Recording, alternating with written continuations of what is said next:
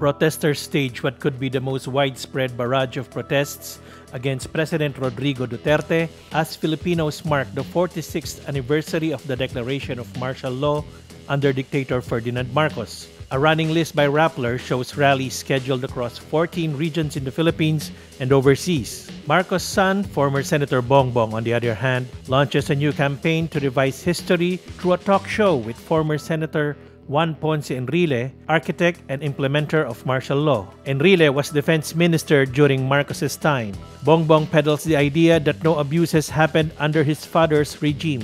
The city of Manila suspends classes on Friday as it anticipates numerous and massive demonstrations on the anniversary of martial law. Two of the Philippines' leading Catholic schools joined forces to denounce dictatorship. The Ateneo de Manila University and De La Salle University released a joint statement for the 46th anniversary of martial law.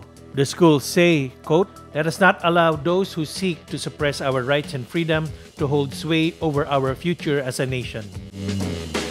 The International People's Tribunal in Brussels, Belgium, hands down a guilty verdict on President Rodrigo Duterte for crimes against humanity over the alleged gross and systematic violations of human rights in the Philippines. But this is not a legally binding judgment. The Belgium Tribunal is organized by civil society organizations and private individuals to highlight issues in different countries. Presidential spokesperson Harry Roque calls it a sham proceeding and propaganda by the left. But Filipino lawyer Emerlyn Hill of the International Commission of Jurists says these tribunals may not have legal authority, but they hold credibility because of the civil society organizations convening them. A copy of the tribunal's findings would be forwarded to International Criminal Court Prosecutor FATOU BENSOUDA, who is currently conducting a preliminary examination into the war on drugs. Duterte withdrew from the ICC, but the legality of the withdrawal is being tackled by the Supreme Court.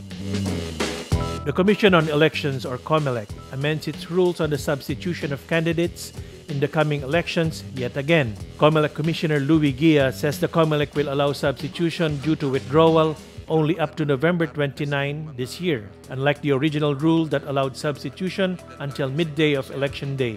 Substitution due to withdrawal means substituting for candidates who withdrew their candidacies. This was what happened in the case of former PDP-LABAN presidential candidate Martin DIÑO, who withdrew his candidacy to make way for his substitute, now President Rodrigo Duterte. Former Comelec chair Sixto Brillantes earlier criticized the substitution, saying it will create confusion in the 2019 polls.